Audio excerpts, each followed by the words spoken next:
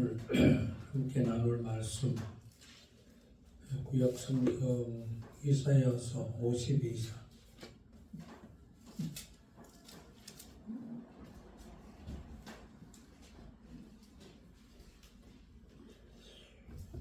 이사야서 52장 13절에서 15절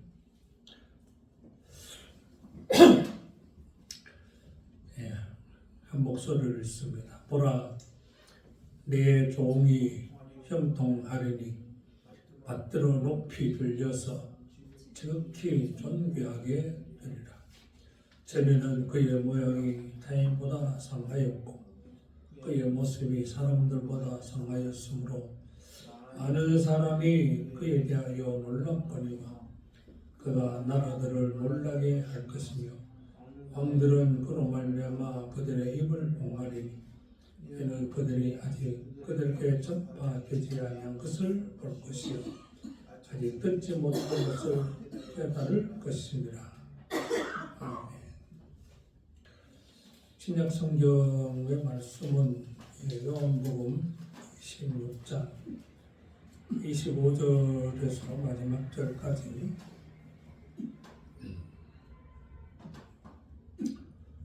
제가 봉독해 드리겠습니다. 이것을 비유로 너희에게 일렀거니와 때가 이르면 다시는 비유로 너희에게 이르지 않고 아버지에 대한 것을 밝히 이르리라.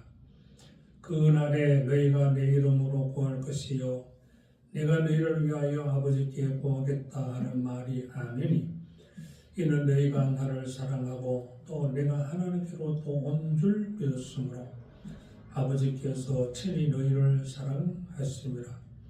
내가 아버지께서 나와 세상에 왔고 다시 세상을 떠나 아버지께로 가노라 하시니 제자들이 말하되 지금은 밝히 말씀하시고 아무 비유로도 하지 아니하시니 우리가 지금이야 주께서 모든 것을 아시고 또 사람의 물음을 기다리시지 않는 줄 아나이다. 이로써 하나님께로부터 나오심을 우리가 믿사옵나이다. 예수께서 대답하시되 이제는 너희가 믿느냐? 보라, 너희가 다 각각 제 곳으로 흩어지고 나를 혼자 둘 때가 오나니 벌써 왔도다. 그러나 내가 혼자 있는 것이 아니라 아버지께서 나와 함께 계시느니라. 이것을 너희에게 이르는 것은 너희로 내 안에서 평안을 누리게 하려 함이라. 세상에서는 너희가 환난을 당하나 담대하라. 내가 세상을 이기었노라. 아멘. 오늘 또 하나님 앞에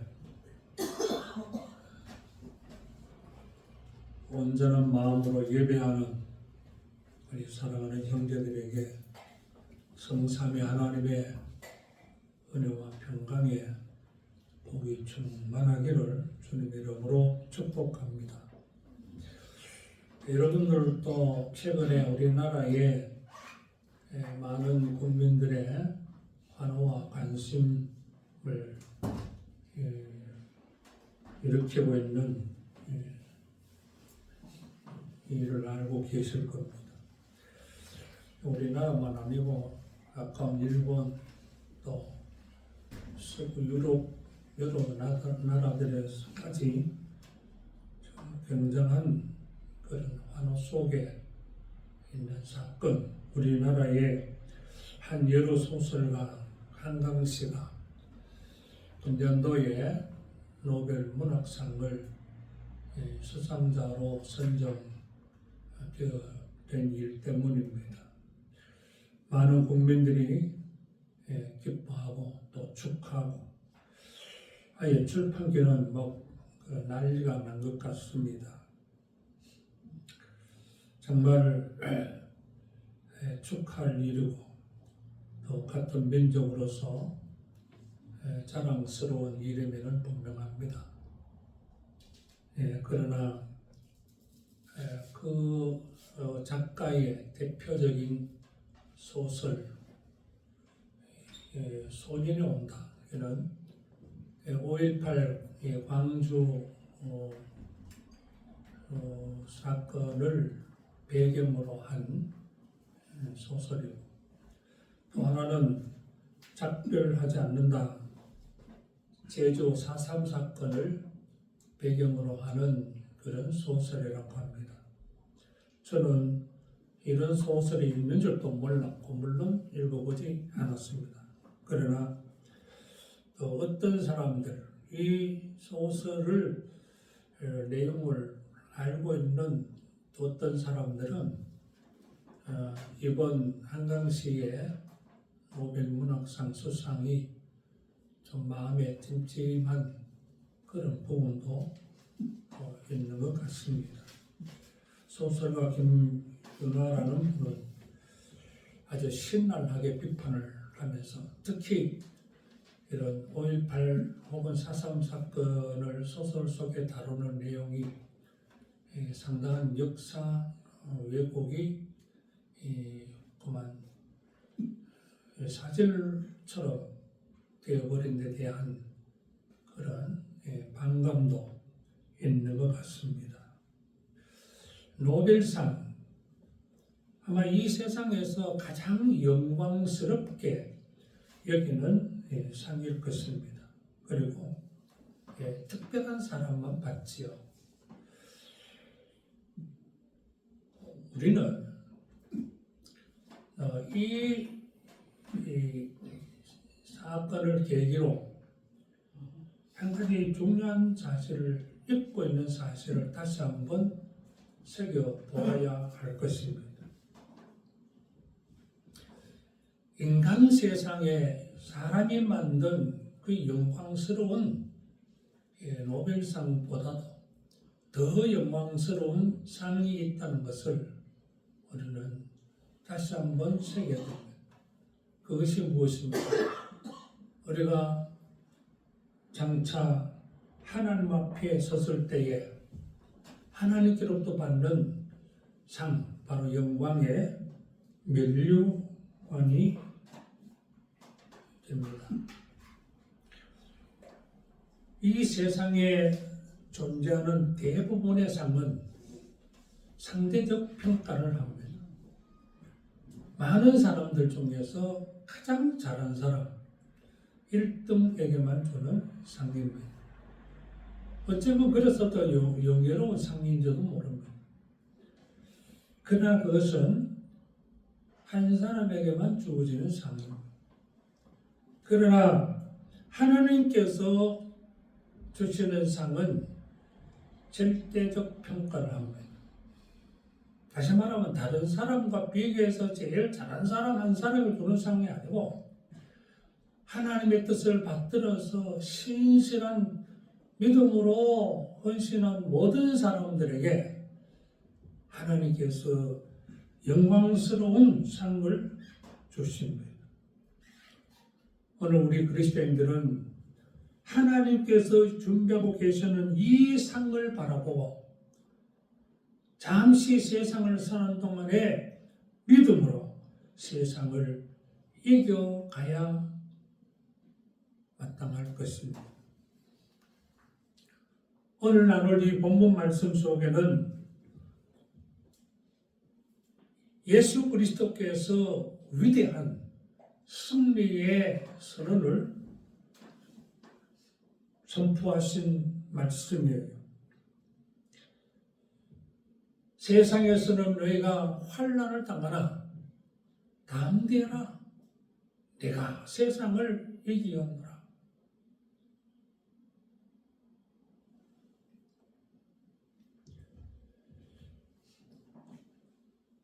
예수님의 이 선언이야말로 예수님 생애의 총결산입니다. 동시에 이 선언은 이 세상에서 온갖 고난과 악한 영들의 유혹과 회방 속에 살아가는 그리스도인들, 예수님의 제자로 살아가는 그리스도인들에게 엄청난 위로와 힘이 되는 말씀이기도 합니다. 오늘 이 말씀 세 소재로 말씀드리려고 하는데, 첫 번째, 때가 이르면 25절, 이것을 비유로 너희에게 일렀거니와 때가 이르면.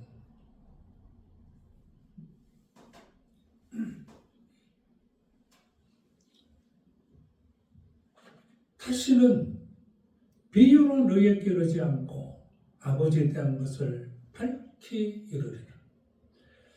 복음서를 보면은 예수님께서는 많은 하나님의 나라의 비밀을 비유로 설명하셨습니다. 특별히 마태복음 13장 34절에 예수께서 이 모든 것을 우리에게 비유로 말씀하시고, 비유가 아니면 아무것도 말씀하지 아니하셨으니 그랬습니다. 왜 예수님은 비유로 하나님의 나라의 일들을 말씀하셨겠어요?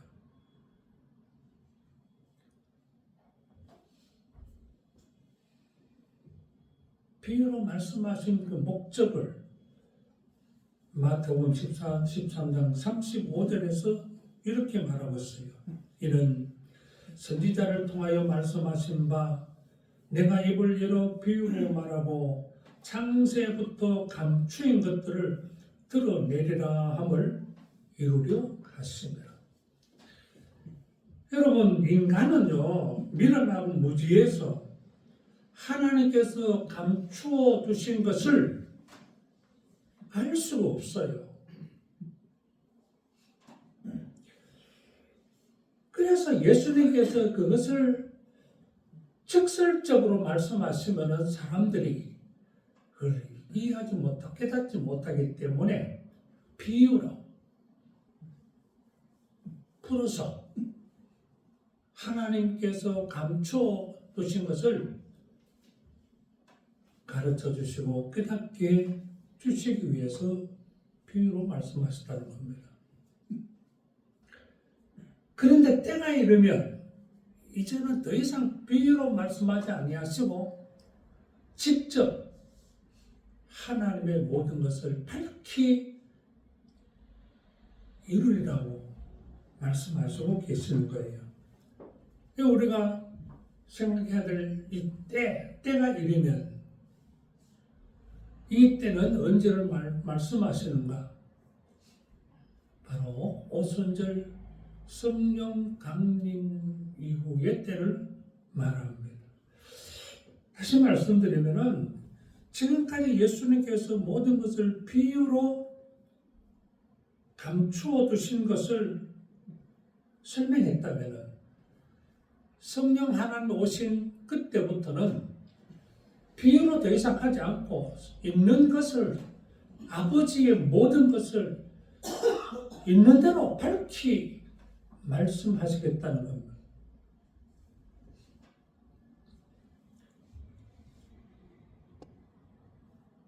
우리는 오순절 성령 강림 이후의 시대를 성령 하나님의 시대라고 명명하고 있습니다. 이제는 성령 하나님께서 모든 하나님의 비밀, 예수 그리스도의 일들을 밝히 가르쳐주고 일깨워 주시는 시대입니다. 따라서 오늘 우리는 자신의 그 미련함과 연약함을 인정하고 하나님의 모든 일들, 우리 주님이 하신 그 모든 일들을 밝히 깨닫기 위해서 성령 하나님의 도우심을 사모하고 기도하는 삶을 살아야 옳습니다. 그리고 그날이 되면은 내 이름으로 너희들을 구할 것이요 아니면 성령 시대는 그리스도인들의 모든 기도를 예수 그리스도의 이름으로 할 것을 다시 한번 일깨워 주시고 계십니다. 동시에 예수님께서 친히 제자들을 위해서 기도하지 아니하실 것이라고 말씀하셨습니다. 지금까지 예수님은 제자들을 위해서 하나님 앞에 대신 중보 기도를 해 오셨습니다. 그러나 그때 오순절 이후부터 제자들은 더 이상 예수님의 중보 기도를 받는 것이 아니라 예수님을 중보자에서 스스로 하나님 앞에 기도하게 될 것이라고 말씀하고 계십니다. 이렇게 제자들의 삶에 엄청난 변화를 가져온 그 계기가 무엇인가 하면은 27절 말씀에 이런 너희가 나를 사랑하고 또 내가 하나님께로부터 온 줄 믿었으므로 아버지께서 친히 너희를 사랑하십니다. 제자들이 예수님의 이름으로 직접 하나님 앞에 기도할 수 있게 된 이 은혜, 이 놀라운 변화의 역사가 어디서 일어나느냐? 제자들이 예수님을 진심으로 사랑하고 예수님을 믿음으로 말미암아 하나님께서 사랑으로 베풀어 주신 은혜라는 것을 말씀하고 계십니다. 인간이 하나님의 사랑을 받을 수 있는 조건이 뭐냐? 성자 예수 그리스도를 사랑하고 그를 믿는 것입니다. 사람들은 말합니다. 하나님은 사랑이시라고. 예, 하나님은 사랑이십니다. 그러나 하나님은 동시에 공의의 하나님이십니다. 하나님의 사랑은 예수 그리스도를 사랑하고 예수 그리스도를 믿는 모든 사람들에게 임하여지는 것입니다. 반면에 예수 그리스도를 미워하고 예수 그리스도를 거부하는 사람들에게는 하나님의 사랑이 아니라 하나님의 진노와 심판이 임한다는 것을 우리는 함께 새겨야 되는 것입니다. 두 번째 나눌 말씀은 제자들의 믿음입니다. 28절 내가 아버지에게서 나와 세상에 왔고 다시 세상을 떠나 아버지께로 가노라 하시니 제자들이 말하되 지금은 밝히 말씀하시고 아무 비유도 하지 아니하시니 우리가 지금에야 주께서 모든 것을 아시고 또 사람의 물음을 기다리시지 않는 줄 아나이다. 이로써 하나님께로부터 나오심을 우리가 믿사옵나이다. 제자들의 믿음의 고백을 볼 수가 있습니다. 그 제자들이 어떻게 예수님 앞에 이런 믿음의 고백, 신앙의 고백을 하게 되었는가 하면은 예수님께서 더 이상 비유로 말씀하지 아니하시고 사실대로 말씀하심으로 그들에게 믿음을 주었다는 겁니다. 예수님께서 하신 말씀 뭡니까? 내가 아버지께서 나와 세상에 왔고 다시 세상을 떠나 아버지께로 가노라. 여러분 이 짧은 한마디 속에 예수님의 그 일생이 다 담겨 있습니다. 여기는 예수님께서 원래 하나님과 함께 계셨다. 예수님의 선제성, 하나님과 함께 계셨음을 밝히셨고 아버지를 떠나 세상에 왔다. 성육신, 사람의 몸을 입고 오신 주님의 모습을 담고 있고 그리고 떠나 바로 죽으심, 십자가에 못 박혀서 죽으시고 부활하시고 승천하시고 다시 아버지께로 돌아간 이 모든 사실들을 담고 있습니다. 제자들은 이 예수님의 말씀, 이 간략하면서도 예수님의 일생을 담고는 이 말씀을 듣고 비로소 예수님을 믿게 되었다 하는 것입니다. 그런데 문제는 예수님께서 이런 제자들의 믿음을 어떻게 보고 계시느냐, 그게 문제예요. 오늘 많은 그리스도인들이요, 믿습니다 하는데 문제는 내가 믿습니다 하는 게 중요한 것이 아니고 우리 주님께서 어떻게 그 믿음을 보시는가, 그게 문제예요. 제자들의 이런 말을 들은 예수님께서 대답하셨어요. 31절에 이제는 너희가 믿느냐? 근데 이제는 너희가 믿느냐 하는 이 예수님의 말씀에 대해서 성사학자들이 의견이 너무 분분합니다. 제자들의 믿음을 이제야 인정하고 대견스럽게 여겼다고 평가하는 분들도 있지만은 그 다음 구절의 말씀을 통해서 보면은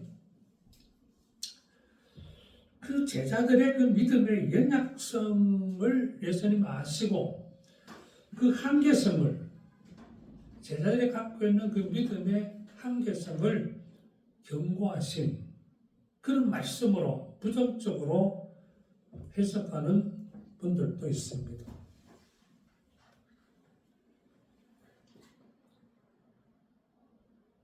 그렇게 보는 근거가 되느냐? 32절 말씀에 예수님께서 이제는 너희가 믿느냐 하시고 이어서 보라, 너희가 다 각각 제 곳으로 흩어지고 나를 혼자 둘 때가 고난이 벌써 왔도다.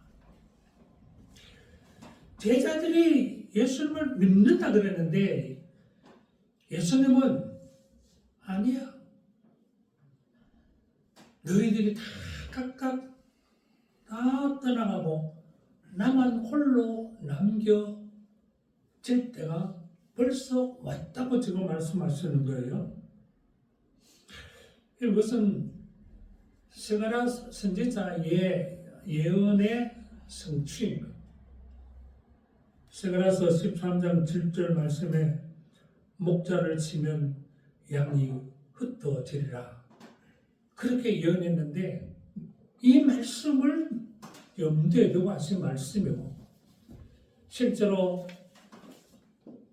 예수님께서 잡히실 때에 제자들이 다 뿔뿔이 흩어져 도망감으로 인해서 스가랴 선지자 예언과 오늘 이 본문에서 예수님 말씀이 성취되게 된 것입니다.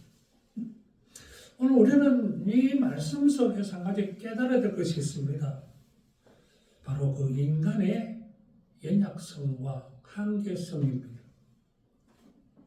우리가 얼마나 연약하고 얼마나 한계적인 존재인지를 깨닫는 것이 중요합니다. 제자들이 다 도망갔을 뿐만 아니라 베드로조차도, 여러분 베드로가요, 마태복음서에 보면 베드로가 예수님께서 제자들에게 그런 말씀에 암시를 주셨어요. 때가 되면 너희가 다 나를 버리라. 그러니까 베드로가 하는 말이, 주여, 다른 사람은 다 주님 버릴지라도 저는 절대로 주님을 버리지 않겠습니다. 장담을 했어요. 그 베드로의 말을 들은 예수님께서 아니야, 오늘 밤에 닭 오기 전에 내가 3번이나 나를 부인하리라 그랬어요. 여러분 베드로가요, 예수님께로부터 칭찬은 그냥 오히려 자기를 그렇게 배신자로 말씀하니까 베드로가 좀 기분이 상했을 수도 있겠죠. 그래서 다시 한번 확고하게 뭐라고 대답합니까? 내가 주님과 함께 죽을지언정 주를 부인하지 않겠습니다. 그랬더니 다른 제자들도 다 그렇게 고개를 끄덕이면서 베드로의 고백에 동의를 했습니다. 그러나 어떻습니까? 몇 시간 후에 실제로 예수님이 잡히시니 다 제대로 도망가고, 어째 베드로는 요한의 도움을 받아서 대제사장 가야바의 뜰에까지 들어가기는 했는데, 자기를 알아보는 여종 앞에서 예수님을 모른다고 부인하고, 그냥 부인만 하는 것이 아니라 저주하면서까지 예수님을 모른다고, 나는 예수와 동료가 아니라고 그렇게 했던 모습을 보게 됩니다. 이게 인간의 모습이에요. 오늘 우리도 마찬가지입니다. 우리는 매사에 겸손한 마음으로 자신의 나약함과 한계를 깨닫고 겸손한 마음으로 살아야 돼요. 자기가 뭐 대단한 존재인 것처럼 함부로 큰소리 뻥뻥 치고 그렇게 교만한 자세로 살다가는 우리 속된 말로 큰 코 다치는 일이 일어날 수가 있습니다.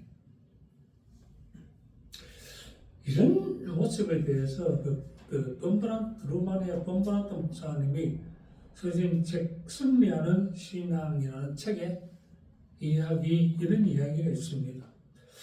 한 랍비가 유대인들에게 한 가지 질문을 했습니다. 그 질문은 이래요. 당신이 만약에 길에서 돈이 많이 든 지갑을 주었을 때에 어떻게 할 것이냐? 그렇게 물었더니 첫 번째 유대인은 이렇게 대답합니다. 내가 가난하고 아이들이 지금 한창 공부한 때인데 돈이 많이 들어요. 저는 그런 일이 있으면은 우리 하나님께서 나를 내 가난하다고 내 형편을 아시고 내게 주신 선물인 줄 생각하고 내가 쓰겠습니다. 이 랍비가 그 사람 보고 당신은 도둑이요. 똑같은 질문을 들은 두 번째 사람이 대답하기를 아니 그거 제 것이 아니니까 물론 주인을 찾아서 돌려줘야죠. 그랬더니 이분이 하는 말이 당신은 바보요. 세 번째 사람에게 물었더니 이렇게 대답합니다. 물론 주인을 찾아서 돌려줘야 되지요. 그러나 내가 얼마나 마음이 약한 사람인지 또 내가 유혹에 얼마나 약한 사람인지 제 스스로 압니다. 실제로 그런 일이 일어난다면 그걸 돌려줄지 내가 쓸지 지금 장담 못하겠습니다. 하나님의 은총만 기다릴 뿐입니다. 크게 되니 당신 대답이 옳소 그랬다. 사람이라는 것이요 미리 그런 상황도 안 돼보고 미리 큰 소리 치고 장담할 거 없어요. 그 상황이 되면요 말라요. 우리는 스스로 이 세 번째 답변한 사람 스스로 자기의 마음이 얼마나 연약하고 또 유혹에 약한지를 항상 새기면서 하나님께 기도하는, 그래서 바른 길, 옳은 판단을 하고 옳은 결정을 할 수 있도록 하나님의 은총을 기다리면서 살아가는 그런 사람들이 되어야 됩니다. 예수님께서는 제자들이 다 자기를 버리고 떠날 것을 말씀하시면서 마지막에 하신 말씀, 그러나 너희들은 다 나를 버리고 다 떠나간다 할지라도 내가 홀로 있는 게 아니다는 거예요. 너희들이 떠나간다고 내가 홀로 남은 것이 아니라 아버지께서 나와 함께 계신다. 아버지께서 나와 함께 계신다. 여러분, 아버지께서 함께 계시는 것이 가장 든든한 힘이라는 사실을 예수님께서 말씀하시는 거예요. 오늘 우리가 이 예수님의 이 모습을 통해서 한 가지 새겨될 것이 있습니다. 우리도 스스로 연약한 존재임을 인정하고 세상 사람들의 도움을 의지하지 말고 우리도 철저하게 우리를 사랑하시는 아버지 하나님의 도우심을 사모하고 우리와 함께 하시는 성령 하나님의 은혜만을 의지하면서 살아야 옳습니다. 옛날 시인은 시편 146편 3절에서 5절 이렇게 고백하고 있습니다. 귀인들을 의지하지 말며 도울 힘이 없는 인생도 의지하지 말지니 그의 호흡이 끊어지면 흙으로 돌아와서 그날에 그의 생각이 소멸되리로다. 야곱의 하나님을 자기의 도움으로 삼으며 여호와 자기 하나님께 소망을 두는 자는 복이 있는 자로다. 하나님을 전적으로 신뢰하고 의지하는 그런 믿음의 성도들이 되시기를 축원합니다. 마지막으로 나눌 말씀은 바로 오늘 제목이 되는 내가 세상을 이겼노라 하는 말씀이에요.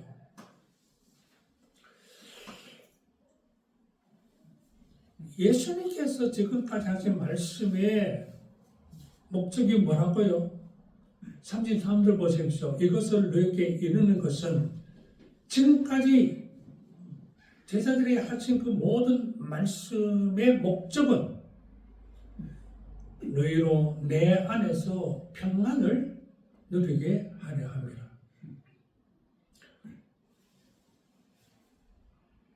여러분, 이 세상에서 우리 주님께서 사랑하는 제자들에게 준 최고의 복이 평안이라는 것을 우리는 다시 한번 새겨야 됩니다. 이 말씀은 다락방 강화의 결론이라도 볼 수가 있어요. 여러분, 요한복음 14장에서 16장까지 이어지는 이 다락방 강화의 배경이 무엇입니까? 예수님 떠나가시다니까 제자들이 마음에 근심하고 있어요. 근심하고 걱정하고 불안해하는 제자들에게 이 말씀을 주셨어요. 그리고 이 말씀을 주신 목적은 너희가 내 안에서 평안을 누리게 하려 합니다.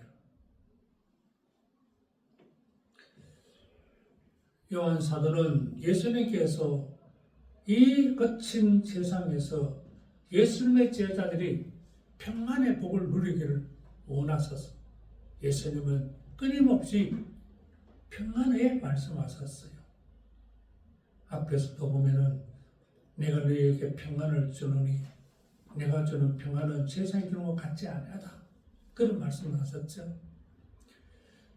부활하신 예수님께서 제자들에게 나타나시는 것 제일 첫 번째 하신 말씀이 너희가 평안하냐, 평안하냐. 예수님께서 주시는 평안은 세상에 주는 것 같지 않다 그랬어요. 세상은 모든 것이 자기 원하는 대로 다 이루어질 때 누리는 평안이고 우리 주님께서 주시는 평안은 시련과 고난 속에서도 누리는 평안이에요. 어떻게 그것이 가능합니까? 그런 평안을 가능케 하는 근거가 뭐냐? 바로 예수님의 외친 말씀, 내가 세상을 이겼노라. 내가 세상을 이겼노라. 그래서 너희가 세상에서 환난을 당하나 담대해라. 내가 세상을 이겼다고 외치는 것입니다. 여기서 말씀하시는 세상은 하나님께로부터 분리된 모든 대적자들과 사탄의 세력을 의미합니다. 사탄의 세력은 예수님을 핍박하고 결국 예수님을 십자가에 못 박아 죽였습니다. 그러나 하나님께서 예수님을 부활케 하심으로 사망의 권세, 사탄의 세력을 정복해 버렸습니다. 완전한 생명의 승리를 하신 것입니다. 그런데 놀라운 것은요, 우리말로 이기었노라, 헬라어로 니카오, 이기었노라, 이 동사는요 완료형으로 돼요. 완료형. 그런데 사실 보십시오, 예수님께서 아직 붙잡히지 않았잖아요. 십자가에 못 박히지 않았잖아요. 부활도 하지 않았잖아요. 그건 앞으로 있을 일인데 예수는 이미 완료형으로 내가 이겼다고 선언해버린 거예요. 왜 그랬을까요? 예수님은 하나님의 뜻을 알고 계셨잖아요. 자기가 잠시 잡혀서 십자가에 못 박혀 죽고 무덤에 묻히지만 하나님 아버지가 다시 부활케 하신다는 것을 예수님께서는 이미 알고 계시잖아요. 그래서 미래 일이지만 이미 선언하신 거예요. 내가 이겼다. 이는 벌써 이겨놓고 싸우는 싸움을 예수님께서 하시는 거예요. 그래서 종교개혁자 루터는요, 이 말씀, 너희가 세상에서 환난을 당하는 다음 내가 세상을 이겼노라 하는 이 위대한 선언의 말씀을 루터는 이렇게 말하고 있어요. 이 말씀은 로마에서 예루살렘까지 무릎을 꿇고 기억하면서라도 전할 가치가 있는 말씀입니다. 여러분, 예수님께서 이 위대한 승리의 선언을 하셨는데 예수님의 이 승리는 예수님께만 국한되지 않습니다. 예수 그리스도를 믿는 모든 자들에게 동일하게 일어나는 사건임을 아셔야 됩니다. 오늘 이 땅에서 사탄은 끊임없이 성도들을 때로는 환난으로, 때로는 핍박으로 위협하고, 때로는 달콤한 세상적 욕망으로 유혹하고 있습니다. 그러나 우리는 십자가에서 우리의 죄를 대속하시고 보호하시고 참 생명의 주 되신 예수 그리스도를 더욱 굳게 믿고 예수님처럼 나도 예수님 은혜로 세상을 이겼노라고 외칠 수 있는 그런 삶을 살아야 마땅할 것입니다. 사랑하는 형 여러분, 오늘 이 예수님의 선언을 들으면서 여러분은 예수 그리스도 안에서 세상을 이기는 삶을 살고 계십니까? 아니면은 매일 매순간 세상에 짓밟히면서 살고 계십니까? 참으로 안타까운 것은 많은 그리스도인들이 후자의 삶에 빠져 있다는 것입니다. 예수님은 세상을 이기셔서 계획을 부르시는데 예수님을 따르는 우리 성도들은 왜 예수님처럼 나도 세상을 이겼노라 계획을 부르지 못하고 맨날 세상에 짓밟히면서 짓눌려 삽니까? 거기는 이유가 있어요. 그것은 바로 우리가 아직 육신의 소욕에 매여있기 때문에, 우리가 아직도 땅의 일에 집착하고 있기 때문에 그런 어려움에 빠져 있는 것입니다. 여러분, 우리가 예수 믿는 성도의 생애의 목표는요, 다시 말씀드리자면은 이 세상의 성공이나 이 땅에서 부귀 영화를 누리는 게 아니에요. 그 부차적인 거. 우리의 가장 중요하고 우리의 삶의 정말 핵심 가치는 바로 예수님을 따라서 장래의 몸의 부활과 새하늘과 새 땅에 누릴 영생에 참여하는 것입니다. 우리는 이것을 바라고 살아야 되는 거예요. 하나님께서는 그렇게 살라고 말씀하고 계십니다. 여러분, 우리가 육신적으로 살면은 아무리 세상에서 성공하고 부귀영화를 누려도요, 그 삶의 결론은 죽음입니다. 인정해야죠.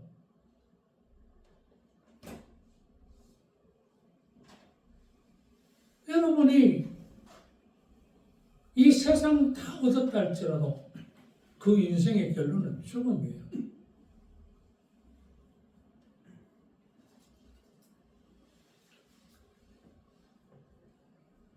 우리는 그런 거기에 매여 사는 인생이 되면 안 돼요.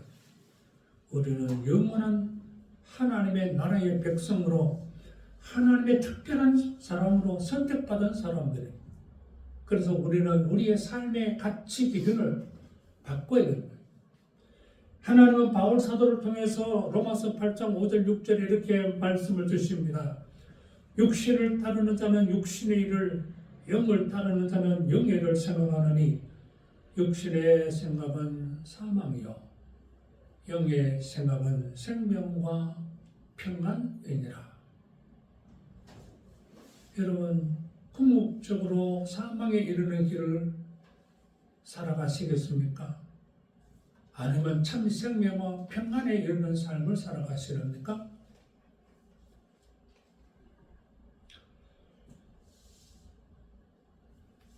우리는 이 후자의 길을 걸어가야 마땅합니다. 이 참된 평안은 환난 속에서도 누리는 평안이요, 세상을 이기신 예수 그리스도 안에서 누리는 평안이요, 온전히 예수 그리스도를 사랑하고 신실하게 믿는 성도들이 하나님께로부터 받는 최고의 복입니다.